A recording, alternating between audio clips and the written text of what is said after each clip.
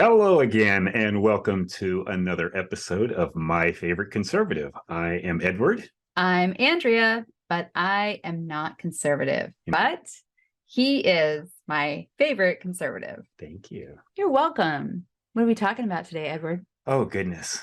Probably one of my biggest pet peeves of all time is climate change. Really? Really? Yeah. You know, it's a Thanksgiving weekend, not a lot going on.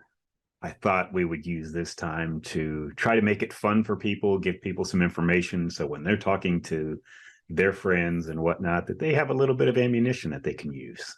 Okay, well, I would just like to state for the record that the environment is not that important to me. Okay. Because you can't care about everything. That's true. Yeah, you can't. It's not possible. So yeah, this is an issue that I have been following closely for 30 years. You've been following it since before it was global warming. Well, yeah, it was global cooling back in the day. Oh, was it? Oh, yes. And back in the 1970s. Okay. In fact, Time magazine did a famous cover of the coming ice age. Really? Yes. Do you know why I don't remember this? I'm going to guess. Let me see. Oh, you were born. Yes, I was a child. I was itty bitty, so there's no way that I can remember that Time magazine cover, but we'll try to dig it out for you. We all know that history starts the day that we're born, right? That's right. Okay. It does. Verifying, clarifying, if you will. Okay, so I did not know that. So it started off, it was going to be global cooling. Yeah, global cooling back in the 70s. For me, climate change and Jesse Smollett kind of go together. Oh God, I'm so scared as to where this is going. Well, let me ask you this. Yes. When that Jesse Smollett, or is it Smollett? I don't know. Whatever. When that story broke, what was my absolute first gut reaction? You said it was a hoax. I said it was Buchstein. Yes. Immediately from the get-go. And you were right. Clap for you. Thank okay, you. so how are these similar? That's the way that I have felt about this issue. With Jesse Smollett, it was easily disproven in a short period of time. With climate change, global warming, global cooling, whatever you want to call it, it takes a little bit longer. It's always great to be able to make predictions and say they're not going to come true for 30 years, so just trust us now. But okay, let's go back though. Let's start about very quickly. There was a survey taken about a year ago here in the United States, and they asked random people how much of the atmosphere is made up of carbon dioxide, CO2, which is what we're all talking about. Okay. What would your guess be? I don't know. 3%? Well, actually, it was 20%. Okay. The average person thinks that our atmosphere is but that's not the fact. No. Okay, so that's what people said. That's what the average person on the street said. 20% of our atmosphere is made up of carbon dioxide, of CO2, because that's all you hear about, right? Okay, well, tell us the truth. Well, let's go to what is the atmosphere actually made up of. And I've got my little notes here. 78% is nitrogen. Right. All right. There's a big number there. 21% is oxygen. Right. I knew that. So between those two, we have 99%. So 1%.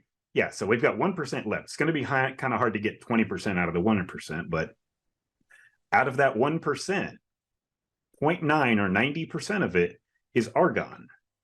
Oh, wow. Okay. I did not know that. So now we're down to 0.1%, and that is made up of other various gases, methane and whatnot, and CO2. CO2 makes up 4/100ths of 1% of our atmosphere. Good to know. It is a trace element. So I overestimated, is what you're saying. Everybody overestimates, and it's totally understandable. Okay. Because that's all you hear about from every media outlet is our CO2 output. We're going to get in the Wayback Machine. Oh, but we just went way back. No. Oh Lord. Okay. All right. Where are we going with this? So, well, let's just stipulate here that we looked at it's 4/100ths of 1%. Right. What that means is it's 400 parts per million. Right. That's the way the math. No, not 400 parts. 400 parts per million. 4 parts per million. No, 400 parts per million. 500 million years ago, it was 5,000 parts per million here in the here in the world. Okay. I don't recall a lot of SUVs and whatnot back in the day, right? Probably not. We didn't see dinosaurs driving trucks. Correct. Except on the Flintstones. But That's a good point. Yeah, thanks. 150 million years ago, it was 1,700 parts per million. All right. So we now have 400 parts per million, and they act like the world is going to end tomorrow if we continue to go up. We go up about 1 part per million per decade. Okay. Just takes a long time for this. So people are just overestimating what we're involved in and how we're going to, is there a problem? Is there not a problem? Okay. Let's get a little more current. We Thank talked you. about the 1970s with the Ice Age, right? You know, obviously that hasn't panned out. I don't think we have an Ice Age, glaciers coming down or whatever. No.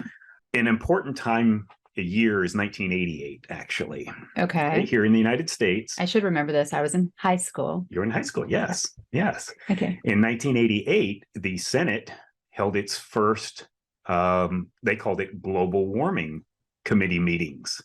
Okay. Who led it? That would be Al Gore. Oh, Democrat, of course. Tennessee. Of course. That's former vice president of the United before States. He became vice before president. He became vice president. He and another senator, a Democrat from Colorado named Tim Wirth. And they decided they wanted to hold these hearings because Al Gore was very concerned about the environment. And obviously, man is bad for the environment. So he and Tim Wirth decided to hold hearings, and they called the National Weather Service. And they said, what historically is the hottest day of the year? And they were told it's historically in Washington, D.C. Okay. They said it's June 9th. Okay. So when do you think they held hearings? June 9th. June 9th, 1988. Now, the night previous, Tim Wirth, senator from Colorado, and his staff snuck into the committee hearing room itself and opened all the windows so that the next morning the air conditioner would have been running, nonstop and trying to keep it cool down. But, humid, summers in Washington, D.C. are legendary. And by the time they got all these scientists in front of the cameras, and it was televised, that they were all sweating. So if you're starting out your hearings with political theater, I have a problem that maybe you don't have all the facts on your side. Okay. Okay. Do you agree with that? I agree. I agree. You're very passionate about this subject. I am, because from that moment on, that was my Jussie Smollett moment. And I said, just something about this doesn't add up, and I looked at, how much the percentage of the atmosphere, all that kind of stuff. But let's move forward a little bit. Let's go into the mid-90s. Okay. You're in college. I am. Just out of college. Or I'm out of college. Yes. Okay. So now we've got Al Gore is the VP. Al Gore is the VP. Clinton's president. Now we start hearing this 97% of climate scientists agree that man is causing the climate change. Okay. And it's also about this time that all the predictions they've made over the last 20 years have not come true. And they decide to change it from global warming, because there are incredibly cold winters, to climate change. They changed it that early? Yeah, it was changed right towards the beginning of the next century. So I feel like it kind of came into the vernacular in the 2000s. Yes. Yeah, okay, absolutely. So where did the 97% of scientists agree that man is causing this increase in CO2, this small increase in CO2? Do tell, Edward. Oh, do tell, Edward. Okay. I shall. I'm just a puppet today. Okay. Now, before I say where it came from, any studies from now back to about the year 2000, I totally disregard, because and we can expand on this a little bit. You've been in academia. Yes. In your life, you've been a grad student, you've been all that kind of stuff. Yep. Anything from 2000 forward, which is now the official government line, is that man is causing climate change. Any studies that are done, any questions that are asked to these climatologists, guess what they're going to answer? Whatever the government wants them to answer, because it's all related to grant money. It's all related to funding. Yes. So they know if they don't say what the government wants them to say, they will not get funded. This is true. Okay. But please go back to your 97%. So we're going back to 1997, the 97%. Out of the University of Queensland in Brisbane, Australia. Okay. Yes. Where it's mighty hot. It is indeed. Okay. A professor down there got his grad students together, and they looked over 11,000 articles, papers that were written about climate change. Okay. And they divided them into groups. One was the climate changing naturally is the more feasible explanation, and the other was man is causing it. So of those two groups, 33% said that it is man causing it. Now, that doesn't sound like 97% to me. No, it does not. Okay, keep going. Okay. So what they did is once they got that initial breakdown, they then sent out questionnaires to the authors of all those articles. And they said, do you agree now with what you wrote? And of those 33% that said man was causing it, 97% of them still agreed with themselves. That's where the 97% initially came from. So they're asking people, do you still agree with yourself? A smaller subset of 33% versus 66% that said, no, man doesn't have a huge role in this. Right. To me, that just sounds not very honest. Right. Would you agree? Well, what do they say? Statistics are lies. Yeah. Lies, damn lies, and statistics. Right. Yeah. So, you can shape statistics any way you want. That's a lie. When you're saying that 97% of scientists, if you say 97% of scientists of the 33% that agreed with themselves, right. Okay. But when it then becomes political, right? And that is all you've ever heard for the last 25 years is 97% of scientists. So people are afraid to speak out against it, right? Okay. Where does all this information come from? It comes from the IPCC, the Intergovernmental Panel on Climate Change. It's a United Nations committee. They've issued 6 reports starting in 1990 all the way up till last year, 2021. They are... What, do they do these reports every 5 years? It varies. It's not an actual time, but when they decide they wanted to reissue, and then they do updates and things like that during the years also. Okay, Edward, I know there's a very important man behind some of this, and who would that be? That would be Professor Phil Jones. He was the head of the climate research unit at the University of East Anglia, which is a very prestigious university out of London, I believe. And why is he important? Well, he's important because that university, Phil Jones is important because that university, they are almost the clearinghouse of all this information that goes to the IPCC, the Intergovernmental Panel on Climate Change at the United Nations. Okay, I like that. So he's clearinghouse. Got it. Okay. Correct. So he's the one that feeds them the information. Okay. And back in 2009, there was a ClimateGate scandal of which many top scientists, climate scientists, both around the world in England, America, and whatnot, they were hacked by some Russian hackers, and they were released out to the world. There are actual emails. The actual emails of what they were saying to each other. Privately. Yes. Okay. And what were they saying to each other privately? Well, I mean, a couple of things are disturbing. One is this Phil Jones. He writes to asking a couple other scientists, is the United Nations, are they subject to FOIA request, Freedom of Information Act? Okay. Why was he worried about the Freedom of Information stuff? Why was he worried? Well, he wanted to put all of his data at the United Nations because they didn't want to share their information with the climate deniers, my scare quotes. Okay. Now, what is the basis of science? Not just climate science, all science in general. It is, you have a hypothesis, right? You go out, you collect your evidence, you test it, and then you release that information to the scientific world to see if they can verify or they nullify it. Right. I mean, I think it was Albert Einstein. A reporter went up to him and said, Dr. Einstein, I can present 100 scientists that say you're wrong. Right. And his reply was, I don't need 100. I need one. So if one person can prove that you're wrong, it's wrong. Right. It's not that difficult. You don't need a consensus, right? Science is not consensus. So this Phil Jones guy was concerned that the research would get out to the public.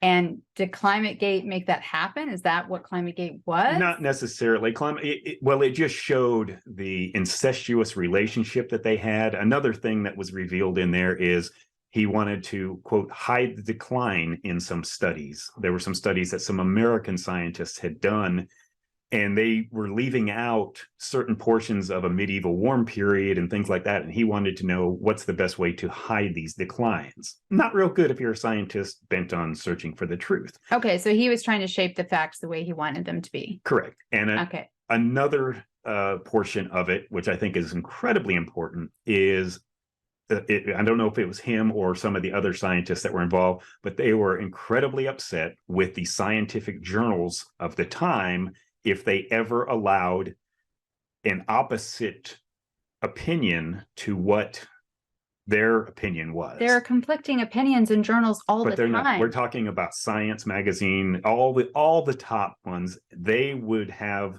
the editor replaced. It's more common nowadays, right? Everybody's a little more on edge or aware of things like that happening now, especially with COVID and all that stuff. Right. But back then it was a rather novel idea.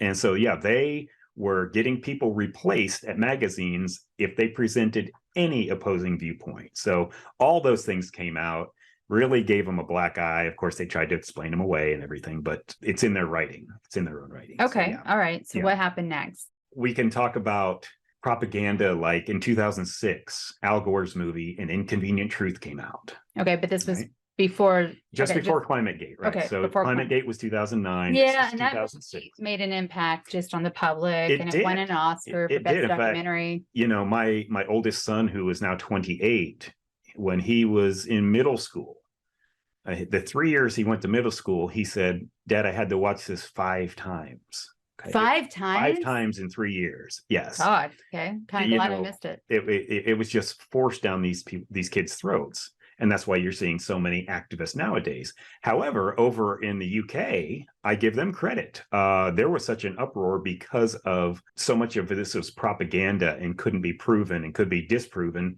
that the actual magistrates over there, they ruled that if they show this in their schools, they have to put a disclaimer on it. That So give the Brits credit on that one. So for sure. What do you think, since we had an episode where we briefly talked about Elon Musk buying Twitter, and he continues to make news all through the holiday weekend, what do you think Elon Musk would say? He's brilliant, but let's face it, he's made his fortune primarily off electric vehicles, which in the US are subsidized by the government. Right. And I don't think he would be in like the top 10 of richest people if he didn't have those subsidies in place, but that's for another time, another episode. What do you think he actually believes? He's a tough one to read. He really is. Yeah. I don't know. I wish I could give you a good answer. Because he's not out there constantly bitching about climate change, but it does work in his favor. Correct. Right. So does he truly believe in it, or does he realize that, wow, I can make a lot of money? Right. Climate scientists and virologists. I don't know where you're going with this. All right. Well, before all of this hype started of global warming, climate change, whatever, if you were a climatologist at a university, I'm pretty sure you had a basement office. And that may be true. Yes. Yeah, you were kind of like a geologist. Yeah. You were on the lowest ranks of those sciences. Right. Now, all of a sudden, everybody's worried about the climate. They are rock stars. And I equate that with virologists, right? Virologists would have had the same level of academia ranking until COVID. And they were a little higher, but yes. Okay. All right. I'll give you that. But all of a sudden they are rock stars too. Right. Right. And it's human nature when all of a sudden you start getting a lot of attention, you're not going to let that go. And it all comes down to what? Grant money. You might not lie in a grant application, but you may make certain references to studies and things in order to get funded. There's always a funny example that I like to use is there was a scientist out in Los Angeles, and he was going to study squirrels at the park and their mating habits. Right. This is a good one. Yes. And he put in the request for the grant and was quickly denied. Yeah. Because nobody cares about squirrels and their mating habits. Correct. So he decided, let me play the game. And it's going to be squirrels and their mating habits as related to climate change. And boom, immediately approved. Right. And so that's the way it works. If nowadays you can put transgenderism on it, whatever the hot thing of the day is, but again, the whole thing with climate is it takes forever to disprove somebody or to prove something or not. Right. So all those claims of the Arctic is going to be frozen over or free of ice, I should say, by the year 2000. Well, last year, I think, was probably one of the most heavily dense ice formations in the Arctic. What about all the glaciers melting and the poor polar bears? Well, that's just it. They're not melting. They melt, and then guess what? They come back, and it's a cycle that goes.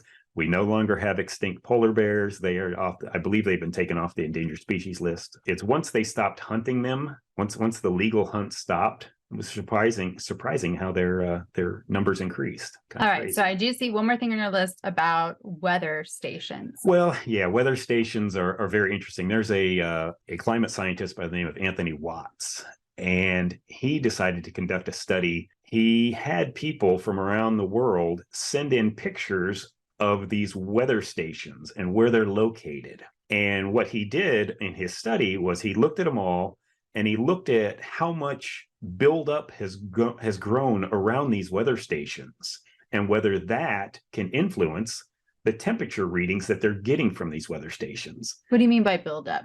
Meaning there's some now that are near airport runways. An airport was built right next to it. Okay. So actual buildings around where these, because you get what's called an island effect, where when you asphalt things and whatnot around it. So people kept sending in picture after picture, thousands of them around the country and around the world, of a weather station, and right beneath it was on a small building, and right beneath it was a barbecue grill that the workers would grill their lunch for. Okay. So if you're depending science on things that are man influenced to get those readings, it's ridiculous. Absolutely ridiculous. Like there was one at the end of a runway or at the beginning of a runway.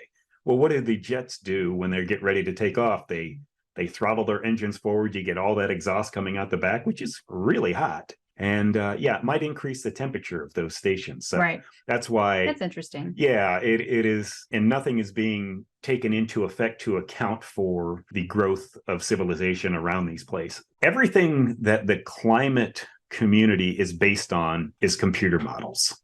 And this is incredibly important because there are, I believe it's 106 computer models that are used. Of the 106 models that are used, 104 of them are off their projections by so many degrees, not temperature wise, but factors of 5 or 6, where they're so much higher than what was actually measured over this time. So we had a brief timeout because my entire leg fell asleep.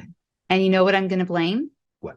Climate change. Oh, I was going global warming. Oh, no, I think it's climate change. Yeah, you're a modern hip person. I am. My leg was too warm and it fell asleep. Okay. I had no feeling. Okay. But to finish up where we were, the remaining 2 climate models still didn't get it right, what actually has occurred, but they were less erroneous than the other models. So basically, you can't get a climate model projection at all to match what has happened. And in fact, scientists have fed every bit of climate data information that we have into these computer models over a certain amount of time that they're trying to measure. Right. And they still cannot replicate what actually happened. Which is really key. I just want to add that is part of the scientific process, is being able to replicate somebody else's results. Yeah. And the reason is, as much information as we think we have, there are millions upon millions upon millions of variables in the atmosphere. With cloud, we understand basically nothing about clouds, cloud formations, and how they handle that. So it's just huge driving forces that we cannot replicate. So whenever you hear anybody say the science is settled. Oh, it's never settled. Science isn't settled. They always say that about climate change. And it's usually a politician saying it, usually an Al Gore type person, John Kerry, whatever. AOC. Yeah, that science is settled and it's an existential threat to mankind. Well, that's only been the phrase for the last few years. Yeah, it is now. If something is an existential threat, that means we are going to be extinct, right? It is. Wouldn't you, as a human being, give up your private jet? You would think. Yeah, but I think they actually just finished the climate conference last week in Egypt, and 800 private jets flew into there. But John Kerry, he did some virtue signaling, and he flew commercial, now first class, into there. Okay, well, I have to say, this is the one thing about, say what you want about Greta Thunberg. I'm not a fan. I know you're not, but she actually walks the walk. You know what I mean? She does. She doesn't fly. She doesn't, but yeah, these private planes. Oh, but wait, don't they offset? Don't they? Yeah, they buy their carbon offsets. It's such right? bullshit. Which is trying to like pay your way out of sins. Right? Yeah. Oh, yeah. It's like the Catholic Church with what was it back in the day with the Catholicism that you would pay your indulgences. Yes, your indulgences. Yeah. It's the same thing. It really is. Absolutely. It's so stupid. I'm not as passionate about this as you, but I hate hypocrisy. And when especially actors, celebrities that are not scientists, that this is not their job, and they bitch and moan and chastise everybody else. But yes, they fly to these conferences on their private jets. Yeah, and to movie locations and everywhere else in the world. And right. If something is a danger to our very existence, I would think you might take it a little more seriously if you believe that. Yeah, so, you would think so. Yeah. So anytime, again, the science is not settled. It's never settled. No, it isn't. I could go on, but I shan't. That's it. You're done. You're wrapped. You're good. I'm wrapping. I find it impossible to believe that man is not contributing in some way. However, I feel like in the US, we sort of go above and beyond to overcompensate, especially when you look at other countries that continue to pollute the air, China, India. So do I think man does contribute a little bit to it? Of course we do. Of course. How could we not have an impact on the environment? But do I believe it's an existential threat? No. To me, one of the biggest slurs is when they call people climate deniers. Yeah, I know. And what you're doing is you're trying to get images of the Holocaust, of Holocaust denying, and you're trying to put people on that same plane as a Holocaust. Just shaming people. It is. Nobody, I repeat, nobody says that the climate is not changing. Right. Everybody agrees the climate changes. That's what climate does. Every single day you see it. To try to denigrate people for questioning, I can just as easily call you a climate alarmist, where you're trying to alarm people to the point of hysteria. When my BS meter went off decades ago, it was people just thinking, oh, climate change, that's just pollution and stuff. Don't you want a cleaner planet? That's not what it's about at all. It's about control, Again, we referenced this conference that was just in Egypt, where now the United States has committed $1 billion to a fund for, wait for it, climate reparations. Oh my gosh, just shoot me. That is so ridiculous when you told me this. Yes. So that did piss me off. So yes. President Biden has committed $1 billion to start. It'll be hundreds of billions. We have people who are homeless on the street. And instead of taking care of them, we're going to give $1 billion to this fund that nobody else is probably going to give to. That's complete bullshit. No, it gets better. Oh, shall I go on? No, really? Do you want to make me this mad? Okay. Well, this is the industrialized world now has to pay climate reparations to the non-industrialized world. Oh, yes. This does get better. I forgot. And the number one polluter in this world is China. Right. And China is now considered an underdeveloped nation, and they don't. In this context, yes. They do not have to pay into it. In fact, they will be receiving money. They're virtue signaling with our money, by these politicians. Stand up, people. Say something. And it's not going to end, people, unless we do something about it, unless we rise up and say, stop it. There's a couple of people, that are out there that you should read. Bjorn Lundquist. He wrote called The Skeptical Environmentalist. He's an environmentalist. He believes that man is causing things, but he believes that there are better ways to handle it with fresh water, putting our resources toward things that can help us deal with a slight increase in temperature. We will put a link to that as well. Michael Schellenberger also is another great resource. In fact, back in the early 2000s, I think 2006, 2007, he was named Environmentalist of the Year. And he now, I wouldn't say switch sides, but he says that this is not an alarmist moment. It is not an emergency. It's not a catastrophe waiting to happen.